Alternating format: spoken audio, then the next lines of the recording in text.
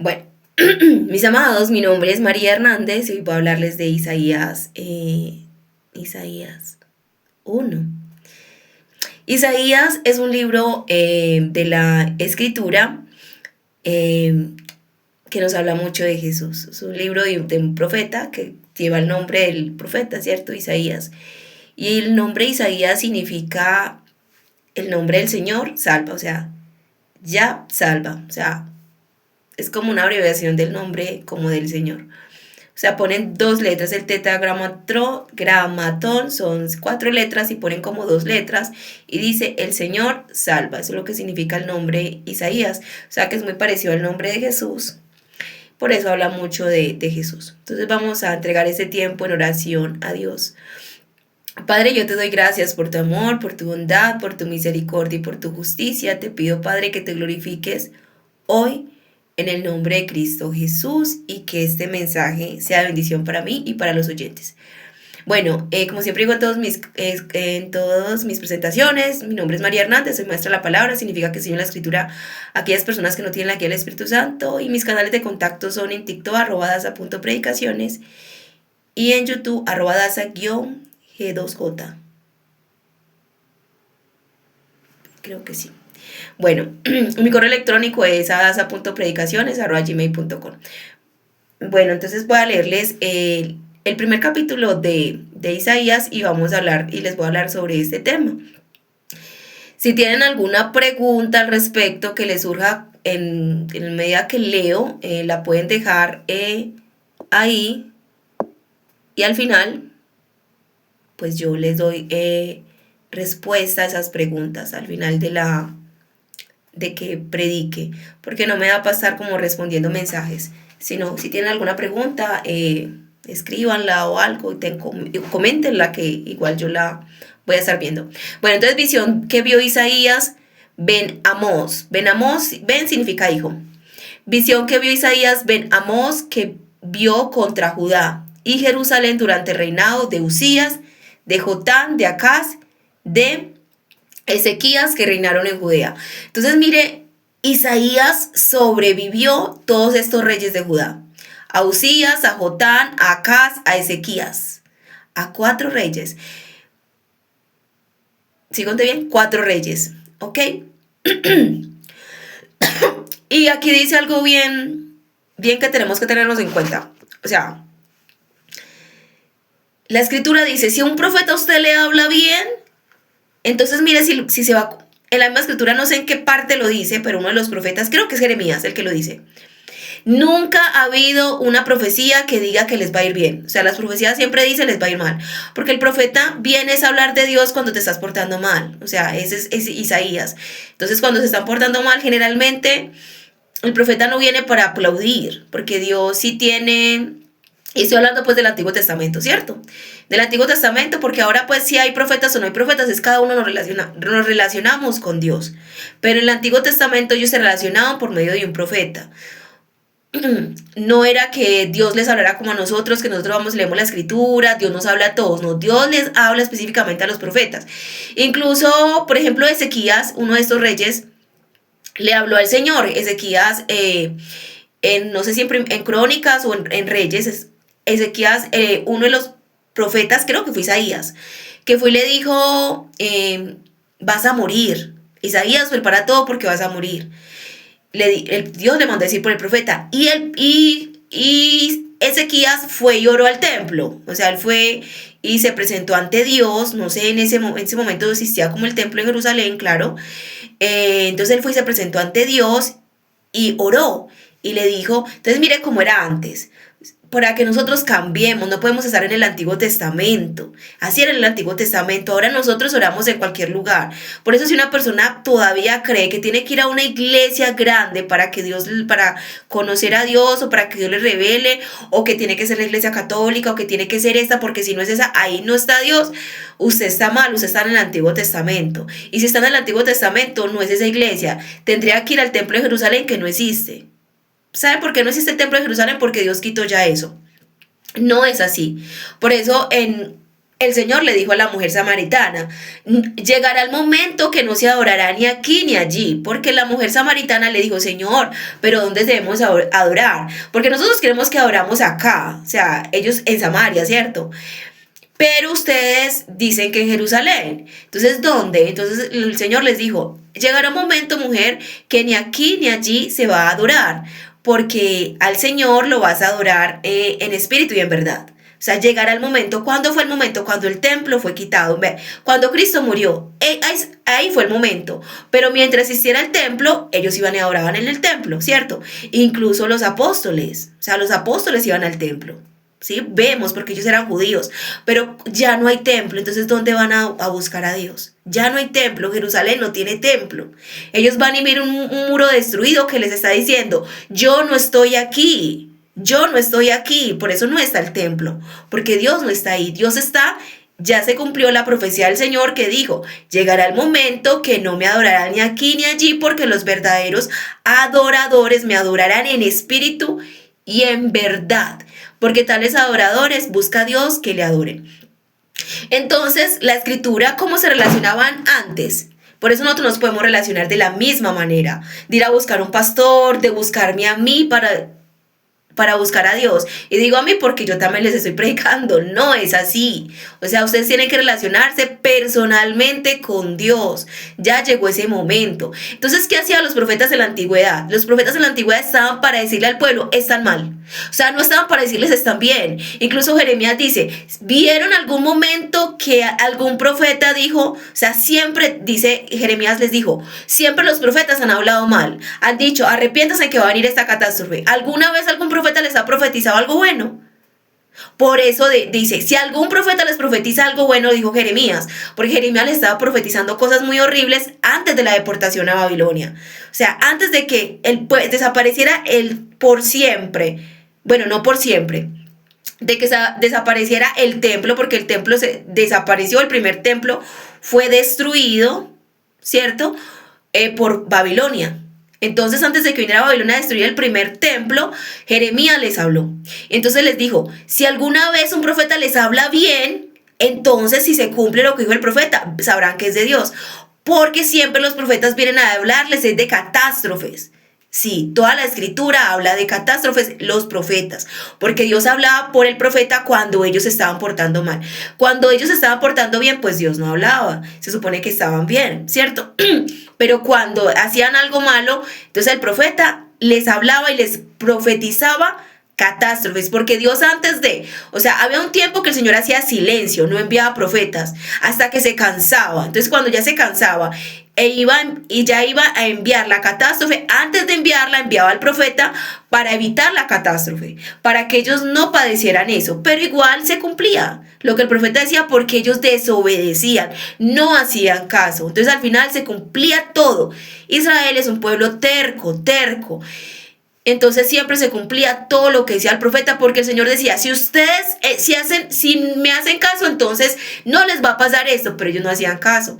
Incluso a Jeremías lo golpeaban porque Jeremías estaba diciendo, Babilonia va a venir y va a destruir este templo, y hagan caso a Babilonia. O sea, incluso no dijo que iban a destruir el templo, primero les dijo, Babilonia va a venir y sométanse a Babilonia.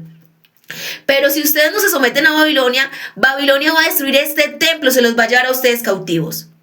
O sea, eso es lo que Dios les dijo. O sea, que iban a estar en cautiverio por Babilonia, pero si se arrepentían, si se sometían a Babilonia, y Babilonia era someterse porque Dios los estaba castigando por eso que estaban haciendo, porque estaban portando mal, estaban adorando a otros dioses. Entonces, por eso Dios los castigó. Pero entonces ellos no quisieron obedecer. Entonces, ¿qué pasó? Babilonia llegó, se los llevó cautivos y destruyó el templo. Ese fue el primer templo. Después pasó algo. Después construyeron un segundo templo, ¿ok? Pero ese segundo templo que construyeron estuvo hasta que vino el Señor Jesucristo. Ese segundo templo estuvo hasta que vino el Señor Jesucristo o la restauración de ese segundo templo, ¿sí? La restauración de ese segundo templo, porque ese segundo templo fue abandonado, no fue destruido. El primer templo fue destruido. Luego el Señor levantó un segundo templo por medio de Ciro, por medio de varios gobernantes extranjeros. Él permitió que Israel volviera otra vez a construir un templo. Lo construyeron y ese templo fue destruido en el año 70. O sea, fue construido hace muchos años atrás, desde que Cristo viniera, pero en el año 70 después de Cristo, que ese templo fue restaurado por Herodes, o sea, no construido, sino restaurado, lo hizo más bonito y muchas cosas. Y ese templo fue destruido en el año 70 después de Cristo. Desde ahí para acá no hay templo. Hace 2000 años más o menos, faltan unos cuantos años para que se cumplan los 2000 años, pero hace ya casi 2 milenios ese templo no existe, para que nosotros tengamos esa percepción todavía de relacionarnos con Dios por medio de un profeta, por medio de una iglesia, por algo tangible, una edificación material. No, a Dios lo adoramos de esa manera. Entonces en el antiguo pacto era así, el profeta hablaba, pero cuando ellos se portaban mal. Entonces el profeta venía y les hablaba. Y por ejemplo Ezequías, el profeta le dijo, vas a morir Ezequías. Entonces Ezequías fue y... Llevo 10 minutos. Ezequías fue al templo para hablarle a Dios. No podía como yo acá, que ahorita ustedes vieron que, pues, o no vieron, algunos que no, apenas entraron. Lloré. Bueno, ahí está Dios. No tuve que ir a un templo, pero ellos sí o sí tenían que ir al templo en Jerusalén para hablarle a Dios. Y como los reyes de Judá estaban en Jerusalén, entonces ellos iban y se presentaban ante Dios. Iban al tabernáculo, iban al templo y se postraban y le decían, Señor. Entonces Ezequías, el profeta, fue y le habló como si Dios fuera y le hubiera hablado. Y entonces él fue, nosotros Dios cómo nos habla, leemos la palabra, oímos alguna predicación, Dios nos habla, ¿cierto? No específicamente como esto, aquello, sino así, Dios habla al corazón, Dios nos habla al corazón. Es más abierto, nos habla en todo momento. No necesitamos que estemos mal, bien, todo el tiempo nos habla. Entonces Ezequías fue y se presentó en el templo y le dijo, Señor, recuerda que yo me he portado bien, que te he honrado y todo eso, y lloró. Entonces no se había ido Isaías cuando el Señor le dijo, devuélvete y ve y dile a mi profeta, ve y dile a mi siervo que le voy a dar 15 años más. Y esos 15 años más fue que Ezequías tuvo un hijo que se llamaba Manasés. Y Manasés fue terrible, terrible, como creo que fue así. No estoy segura, pero creo que sí. De ahí no estoy segura, pero creo que después de Ezequías viene Manasés. Y fue el rey más malo que ha habido. Pero yo doy gracias a ese rey, porque ese rey se arrepintió. Ese rey se arrepintió de una manera tan bárbara que ahí sí uno dice, la gente mala sí puede volverse buena. Ese señor era malo, ese rey era malo. Él sacrificaba, o sea, quemaba en sacrificio niños, ¿sí? Era malísimo, o sea, era malvado. Pero era malvado y él creía, él ofrecía a otros dioses que tenía y esos dioses falsos exigían eso. Y él creía que estaba haciendo bien, porque el que está haciendo lo malo religiosamente cree que está en lo correcto. O sea, todo el que tiene una religión cree que está haciendo bien, ¿cierto? Para ellos, por si no, no creerían en eso. Pero Dios lo castigó a Manasés y Manasés después se arrepintió. Bueno, el total es que Dios le dio a Ezequías 15 años más. Después de Ezequías vino Manasés y Manasés fue malo, pero después se convirtió a Dios. A pesar de tener un padre bueno, que era Ezequías, el hijo fue malo, ¿cierto? Y pudo haber sido porque sí, pues nació después de esto, no sé. No sé, de pronto no alcanzó a ver tanto el padre. Lo otro es que después Manasés tuvo un hijo, que ahora sí que esto sí es muy loco. El hijo de Manasés es el rey de Israel, de Judá, que yo más admiro, se llama Josías. Y fue bueno, fue excelente desde niño, desde los 7 años. Él empezó como a gobernar, 7, 8, no me acuerdo, pero muy pequeño. Empezó a ser rey y era excelente y hasta que murió, a mí me parece muy joven, de 39 años murió, pero hay un lamento que se le hace a Josías, lamento a Josías por haber muerto tan joven y porque era un hombre que realmente un rey que agradaba mucho a Dios.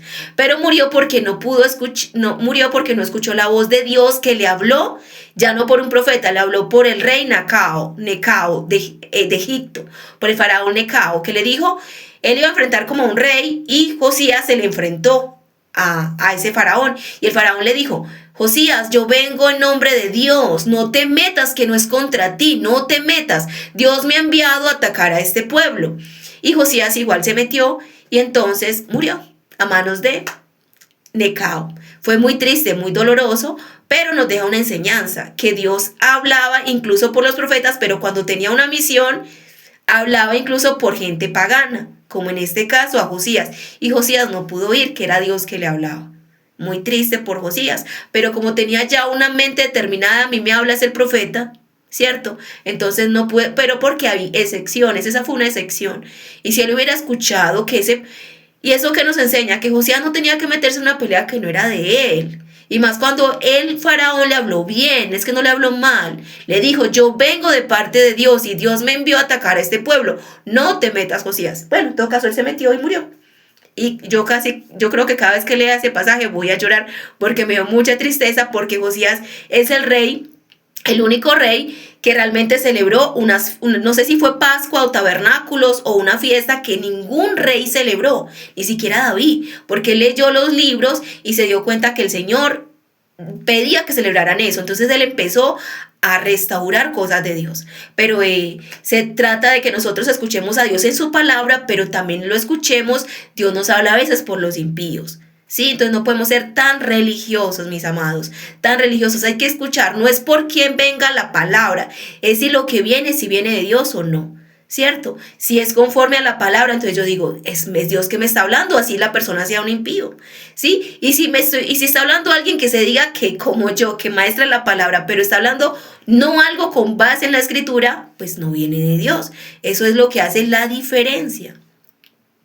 Bueno, entonces ahora sí les voy a leer. Visión que vio Isaías, hijo de Amós, que vio contra Judá. Entonces siempre las visiones o siempre el profeta hablaba en contra.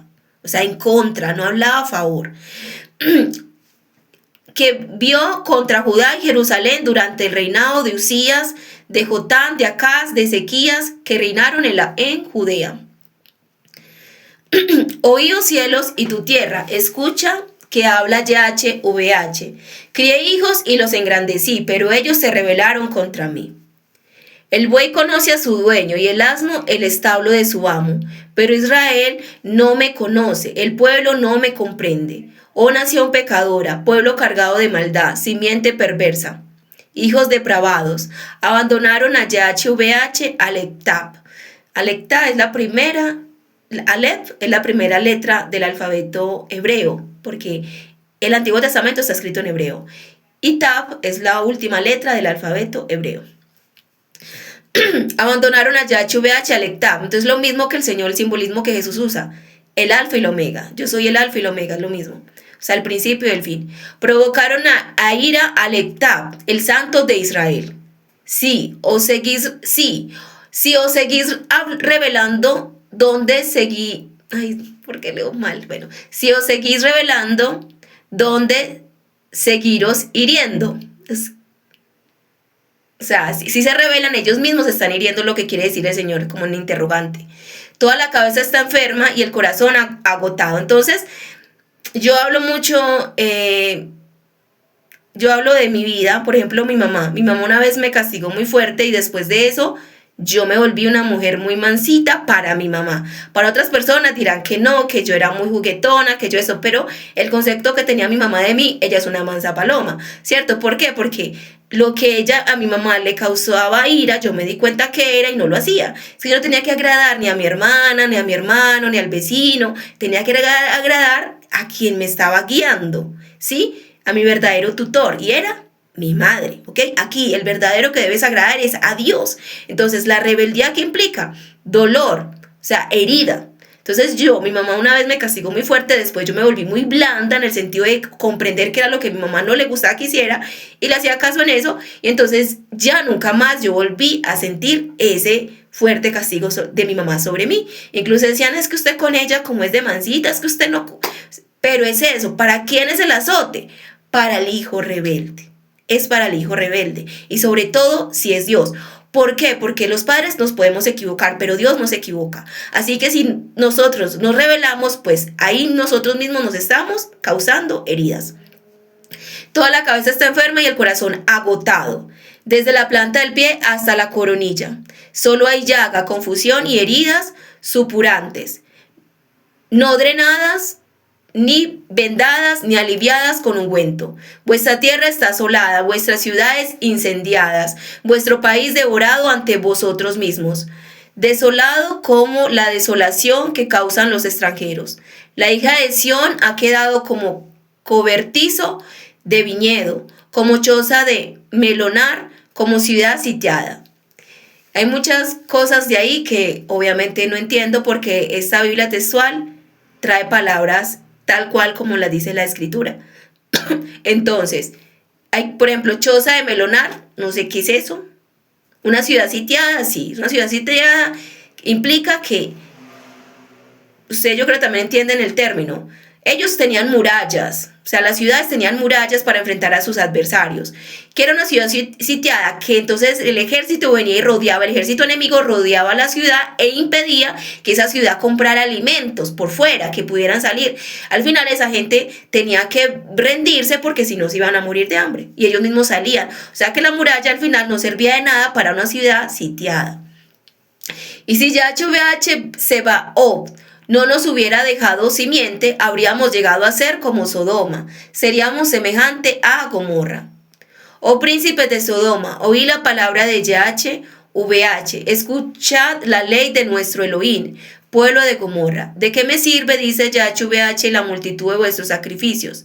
Estoy harto de holocaustos de carneros y de cebo de ganado gordo. No quiero sangre de bueyes ni de machos cabríos. ¿Quién demanda esto de vuestras manos cuando os presentáis ante mí pisoteando mis atrios? Entonces Dios, no es que a Dios no le disgustara los sacrificios porque Él mismo los puso. Lo que le disgustaba era que hicieran sacrificios con un corazón tan rebelde. O sea, ellos le servían a Dios, pero también a escondidas también servían a otros dioses. O hacían... Entonces eso era lo que Dios detestaba. Entonces cuando nosotros decimos de dientes para afuera, Dios te amo, pero ¿cómo está nuestro corazón? Él lo conoce en lo secreto. Entonces Él decía, aborrezco eso que están haciendo. Si todo lo que yo haga de dientes para afuera o por apariencia, para mostrarle al mundo algo que no soy, Dios lo aborrece, porque Él me conoce en lo secreto. O sea, yo las cosas las debo hacer es para agradar a Dios. Así como yo les dije, mi mamá, yo hacía las cosas era para agradar a mi mamá. Así se enojara mi hermana porque la que estaba en cuidado, la que me alimentaba era mi mamá. ¿Sí? O sea, era mi mamá y mi papá. Lo que pasa es que yo digo a mi mamá porque mi papá era muy permisivo conmigo. Mi papá nunca me castigó. Él sí me alimentó, pero nunca era capaz de castigarme, aunque yo fuera malcriada con él. No era capaz. Entonces, yo le hacía caso, era aquella persona que sí me estaba corrigiendo, y ese caso era mi madre. Así nosotros, ¿a quién le debemos hacer caso? Pues a Dios. Entonces, no nos sirve de nada aparentarle al otro si delante de Dios estamos mal. Entonces, ¿quién demanda eso de vuestras manos cuando os presentáis ante mí pisoteando mis atrios?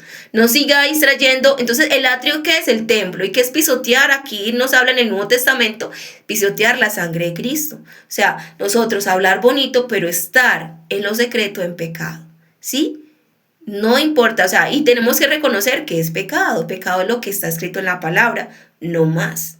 Si nos ponemos pecado, todo lo que la gente quiere llamar pecado, vuelvo y digo, ¿a quién queremos agradar? ¿A los hombres o a Dios? A Dios. Entonces buscamos qué es lo que para Dios es realmente pecado, ¿cierto? Si algo los hombres inventaron que es pecado, pues se lo inventaron los hombres, pero Dios no dijo que eso era pecado. Entonces no le vamos a hacer caso. Pero sí tenemos que mirar qué es lo que Dios dice que es pecado. No sigáis trayendo inútiles ofrendas. El incienso me es abominable. Incienso es oración. Cuando estamos en pecado y vamos y oramos, eso es abominación para el Señor.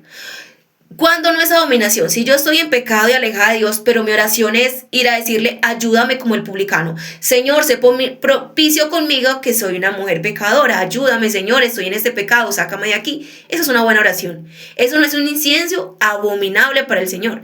Un incienso abominable para el Señor es, Señor, yo te amo, yo te alabo, qué bueno eres, qué grande eres. Y Él sabe que estoy en pecado. Eso es una abominación.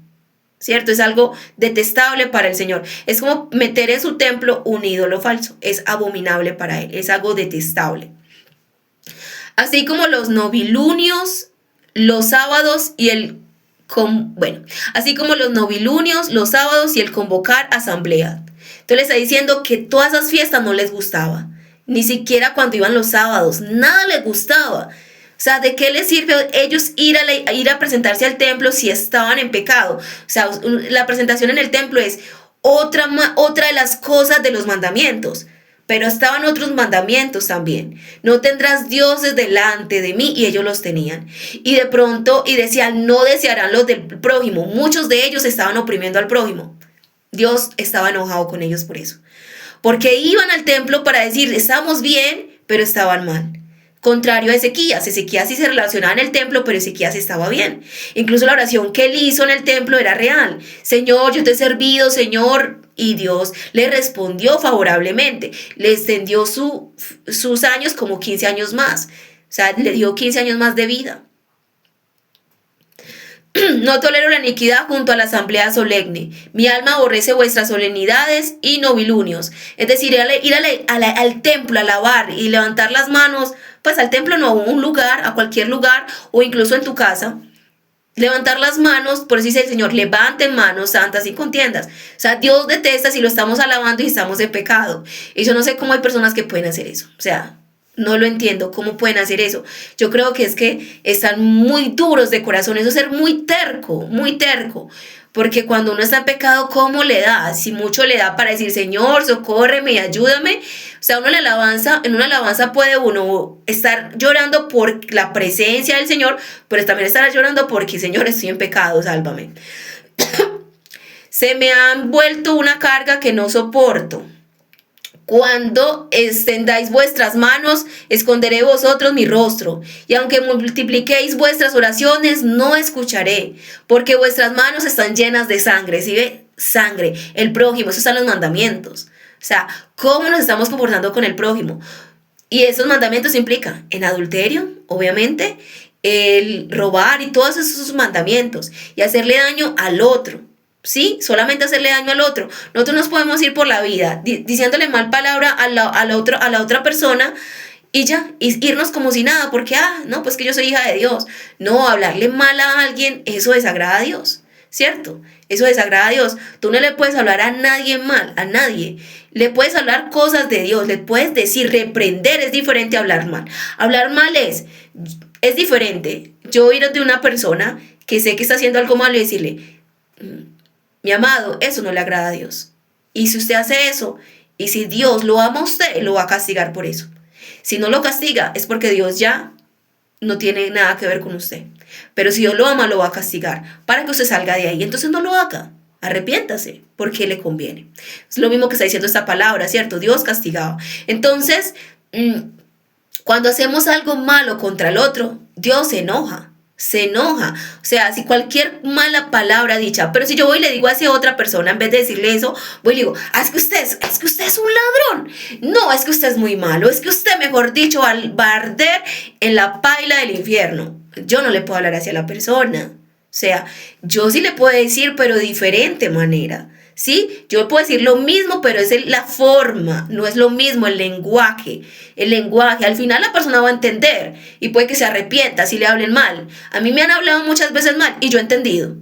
¿Sí? Así sea con insulto, yo he entendido, porque sé que cuando Dios me habla, independientemente, pero la otra persona como quedó mal delante de Dios, porque me habló mal. Entonces debemos cuidarnos de hablarle mal al otro. Así no se le habla. Se le habla con autoridad a veces, pero nunca agrediéndolo. Siempre es una exhortación, como dice Pablo, teniendo cuidado porque nosotros somos humanos y también podemos caer. Lavaos, purificaos y quitad de mi vista la maldad de vuestras obras. Cesad de hacer el mal. ¿Cuánto llevo? Media hora.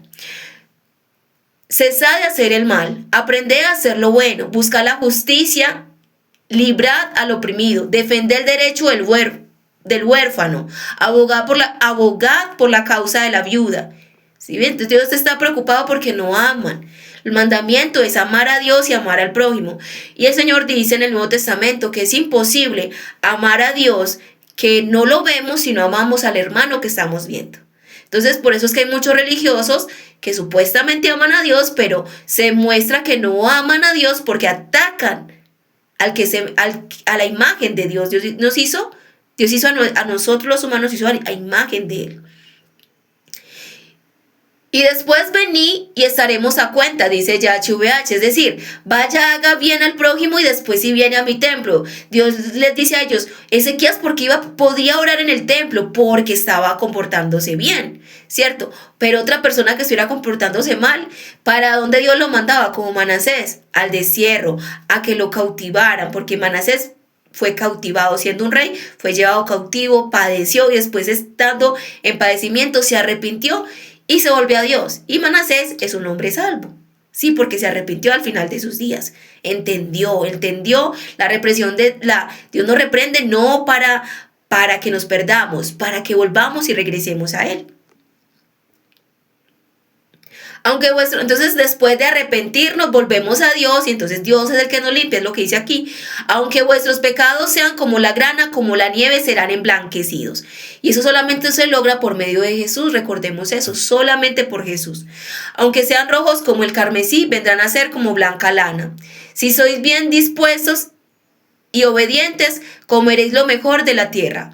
Pero si rehusáis y os rebeláis, la espada os devorará, porque la boca de YHWH lo ha dicho. Entonces Dios reprende al que ama y le está diciendo, pórtense bien o si no, viene el castigo. ¿Cómo se convirtió en ramera la ciudad fiel? Llena estuvo de justicia y en ella pernoctaba la equidad. Ahora los asesinos. Entonces, mis amados, siendo Jerusalén una ciudad que se comportaba en cierto tiempo bien, llegó un momento que se empezó a comportar mal, ¿cierto? Ahora los asesinos, ahora equidad, ahora los asesinos. O sea, ¿quiénes vivían ahí? ¿Quiénes iban a ese lugar, a Jerusalén? Ya gente asesina. Pernoctar es como ir a dormir, creo. O sea, estar ahí, pasaban por ahí. Tu plata es escoria, o si me equivoco, pues busquen en el diccionario. Tu plata es escoria, tu vino está adulterado con agua. Tus príncipes son rebeldes y cómplices de ladrones. Es decir, todos estaban corrompidos, los príncipes. Y aún así, y está hablando de los príncipes, no de los reyes, porque mira, alguno de esos reyes, Ezequías estaba bien, ¿cierto? Ezequías estaba bien. Pero Ezequías, recuerden, murió hasta ahí nos dice que Isaías estuvo hasta el rey Ezequías. O sea, murió Ezequías y antes de que muriera Ezequías, pues murió Isaías. Posiblemente. O por lo menos no volvió él a profetizarles. Aman el soborno y corren tras las dádivas. No hacen justicia al huérfano, ni la causa de la viuda llega a ellos. Es decir, gente que se deja comprar por dádivas, por regalos. Eso es corrupción. Es decir, yo ayudo, mire que le pasa a algunos supuestos ministros, a quienes socorren o a quienes les sonríen, a gente que tiene dinero, ¿sí? ¿Dónde hacen las iglesias? En lugares donde hay gente pudiente. No la hacen en lugares donde hay gente pobre. O muchos sí, obviamente que sí. Ministros ya más de Dios. Pero hay unos que no. Hay unos que están buscando las dádivas, el que más diezme, el que más dé. ¿Y con quién está? Con el que más diezme, pero no con el que necesita. Y un ministro de Dios no tiene que estar con el que le dé, porque eso es corrupción. Porque si me dan algo, entonces ya yo no le voy a decir nada, porque, si le digo algo, ya no me va a dar lo que me está dando. Yo como le voy a decir a esta persona que no debe hablar así, si es que me está comprando. Por eso es entre menos dinero nos den, más libres somos, ¿sí? No aceptar sobornos como ministro de Dios, ni de ninguna manera. Es mi amigo, por ejemplo, mi hijo, no puedo aceptar soborno de él. O chantaje, ya no soborno, chantaje. Es que le hablo, si lo reprendo, entonces se va a enojar conmigo, que se enoje. Pero tenemos que hacer justicia. Yo no puedo vender lo que es de Dios por algo humano. No, lo que es de Dios y si se lo merece hay que decirle.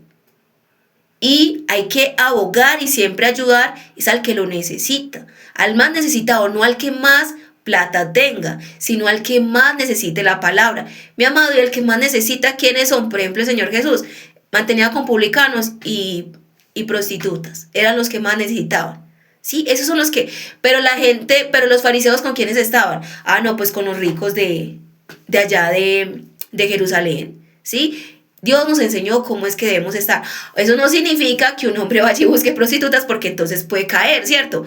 Pero sí que tengamos un alma de servir, un alma de ayudar, un alma de saber que viene el ladrón, y ese es el que tengo que servir, es el que tengo que ayudar, es el que tengo que estar dispuesta para mostrarle el amor de Dios al que está más necesitado. En este caso, también no solamente el alma, nos están hablando de huérfanos y viudas, específicamente Dios está hablando concretamente de gente que necesitaba de Jerusalén en ese tiempo, y que los trataban mal. Las viudas estaban mal y los huérfanos estaban también desprotegidos. O sea, no había amor. Estaban por ahí aguantando hambre y no había nadie que les ayudara. Entonces, de las dos cosas, ¿cierto? Lo espiritual, pero sí, en la medida que yo puedo ayudar a alguien, tender la mano. Entonces, Dios sí se ocupa del necesitado. Mi amado, la razón por la que mueren niños de hambre es una sola: que Dios está mirando los corazones, si se van a mover hacia ayudar, a servir, a hacer obras para ese bienestar, o si simplemente los van a dejar que se mueran. Y si se María, pero qué duro es eso. O sea, Dios dijo: a los pobres siempre los tendréis. Y recuerden a Lázaro, y el rico. Lázaro iba donde el rico y Lázaro estaba lleno de heridas. Iba donde el rico y el rico hacía manjares todos los días y no era capaz de darle ni un pancito a Lázaro. Ni un pancito le daba. Solamente dejaba que los mismos perros de él iban y le lamieran las heridas al pobre Lázaro. Y así son mucha gente. Mucha gente, en vez de ayudar al necesitado, es como que antes, entre más mal lo vean, como que se sienten mejor. Y eso es lo que Dios está hablando. O sea, Dios nos está hablando del amor al otro. Dios nos habla del amor al otro, de ayudar. Y no de ayudar simplemente para que me vean. Recuerden, es para que nos vea el Señor. Vuelvo y pongo el ejemplo. Yo necesitaba agradar, era mi madre, que era la que me reprendía. Nosotros necesitamos agradar a Dios, que es el que nos va a decir si vamos para el cielo o no. ¿Sí? Es a Él que tenemos que agradar, a nadie más. A nadie más. Nadie tiene la eternidad. Yo no agradaba a nadie más porque la que me daba la comida era mi mamá, la que me daba la ropa era mi mamá y la que me reprendía era mi mamá. Yo no tenía a nadie más a quien agradar. A mi papá yo lo quería mucho, pero como mi papá no me reprendía, entonces no me preocupaba. ¿Entienden eso? O sea, me preocupaba la persona que sí me iba a reprender y la que sí me cuidaba. Porque las dos cosas, Dios nos reprende, pero Dios es el que nos cuida, que nos provee todo y el que nos va a dar una eternidad. Entonces, ¿quién nos debe importar? Dios. El único que nos debe importar es Dios. Mi amado, que se caiga todos los demás.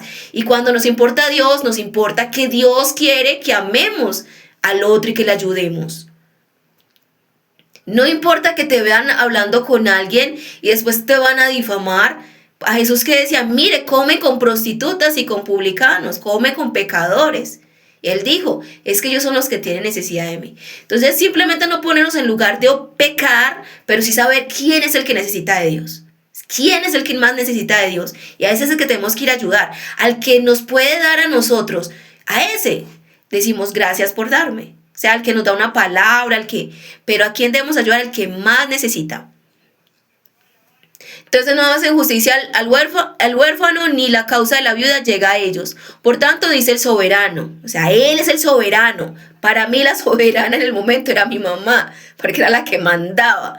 Entonces esa es la autoridad. Yo no sabía ni de alcaldes, ni de presidentes. Yo no sabía que existía eso. Yo lo único que sabía que existía una señora que se llamaba Carlina, y que ella era la que me reprendía, era soberana para mí, era la que me ponía toda la autoridad. Y esa señora me enseñó también respeto por Dios, ¿cierto? Bueno, YHVH, entonces, por tanto, dice el soberano, YHVH Sebaot, el fuerte de Israel. Yo me desquitaré de mis adversarios y me vengaré de mis enemigos. Volveré mi mano contra ti y purificaré totalmente tus escorias y quitaré toda tu impureza. Entonces Dios está diciendo, si nos portamos mal, estamos siendo el enemigo de Dios. Estamos siendo el enemigo de Dios. Dios ni siquiera llama enemigo a Satanás. Dice que su propio pueblo es su enemigo cuando no lo obedece. Por eso el Señor le dijo a los discípulos: ustedes ya no son mis siervos, yo los llamo amigos, porque las cosas de mi Padre se las he dicho para que las hagan. Entonces nosotros somos amigos o enemigos, no hay más. Amigos cuando obedecemos a Dios y enemigos cuando estamos desobedeciendo su palabra. Y quitaré totalmente tus escorias y quitaré toda tu impureza. Restauraré tus jueces como al principio y tus consejeros como los de antaño. Entonces te llamarán ciudad justa, ciudad fiel. Y recuerden que eso es Jerusalén, es una referencia a la iglesia, ¿cierto? A todos nosotros los hijos de Dios. Sión será rescatada con el derecho y sus cautivos con la justicia. Pero la destrucción de impíos y pecadores será simultánea, y los que abandonan a YHVH serán consumidos. Entonces serán avergonzados por las encinas que amasteis, y os sonrojaréis de los huertos que escogisteis. Porque seréis como encina de hoja seca, y como huerto al que le faltan aguas. El fuerte será la estopa, y su obra la chispa. Una estopa, sí sé qué es. Una estopa es algo que se puede prender, es algo que produce como un árbol. Es como una esponja, ¿cierto? Pero es vegetal. Y eso puede arder, obviamente. Y seguramente eso era lo que usaban para muchas lámparas o antorchas, no sé. Creo que de pronto sí. El fuerte será la estopa y su obra la chispa. Entonces, está diciendo que él iba a prender fuego a ellos, pero no literal, sino que ellos mismos iban a prender con su mala obra. Es lo que el Señor les estaba diciendo. Su mala obra iba a ser la chispa, iba a ser el fuego que iba a encender sus vidas, pero para mal. No es el fuego del Espíritu Santo, es para que ardieran de dolor. Ahí está hablando de heridas. Es decir, Dios no nos castiga.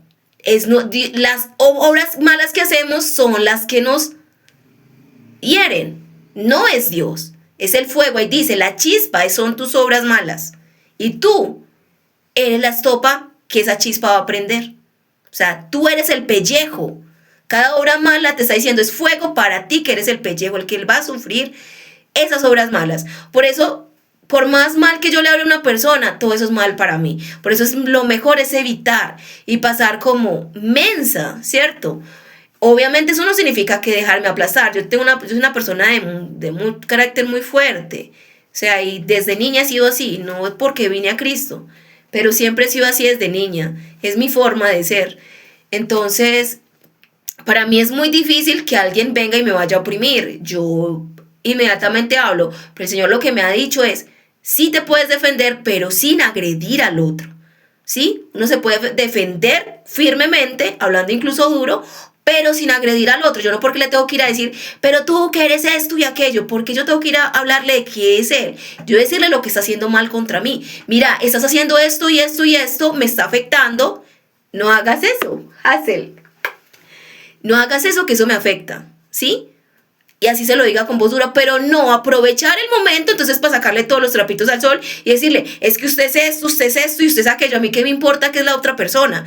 Yo lo que tengo que decir es lo que está haciendo en contra de mí y que me está afectando. Y por eso y esa es la razón. Pero no aprovechar que alguien me hizo algo malo, entonces ya para empezar a hablar mal de esa persona.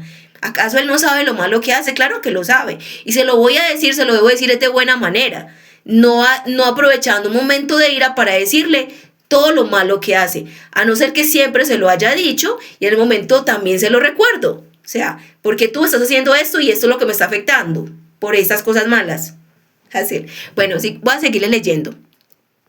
Y dice, y ambos arderán juntos y no habrá quien los apague. Entonces, mis amados, Dios nos invita a que hagamos buenas obras con el prójimo, que lo amemos, que no lo critiquemos. ¿Sí? Dios nos manda hasta que tengamos amor por ese prójimo, que oremos por él. De nada nos sirve a nosotros atacar al prójimo, porque esas son obras malas que van a arder a ti. O sea, después nos preguntamos, ¿por qué mi hijo pasa esto? ¿Por qué me pasa esto a mí? Mi amado, obras malas que hemos hecho. Entonces, ¿qué hay que hacer? Arrepentirnos, ir a donde Dios, decir, Señor, me arrepiento, restaurar lo que podamos restaurar. Por eso yo en mi vida a todas las personas le he pedido perdón, incluso a los que me han hecho daño. He terminado relaciones, pero he pedido perdón antes de, porque eso le agrada a Dios. No yo ir a decirle a la persona, tú me has hecho esto, y si tú también eres igual de mala que yo. Y si lo he hecho, entonces ya después arrepentirme y decirle, discúlpame, perdóname y ya. O sea, parece muy simple, pero así de simple es. O sea, sí tenemos que pedir perdón a las personas porque si no todo eso se va a devolver contra nosotros. Dios lo dijo. No os engañéis, Dios no puede ser burlado, lo que el hombre sembrare, eso segará. Entonces sí hay que ir a restaurar al que le hemos hecho daño.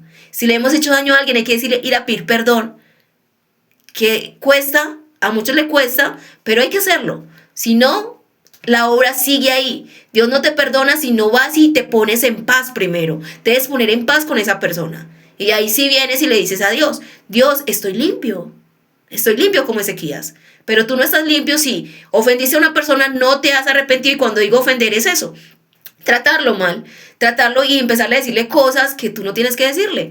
Diles, defiéndete solamente en lo que te está atacando, ¿sí? Lo que te está quitando. Te está apagando la luz, dile, me estás apagando la luz. Te está quitando el agua, dile, me estás quitando el agua. Te está dando un puño, dile, me estás pegando. O sea, dile eso, pero no lo ofendas más allá de que mira que tú eres esto, eres aquello y empezarle a decirle un montón de cosas que no tienes derecho a hacerlo.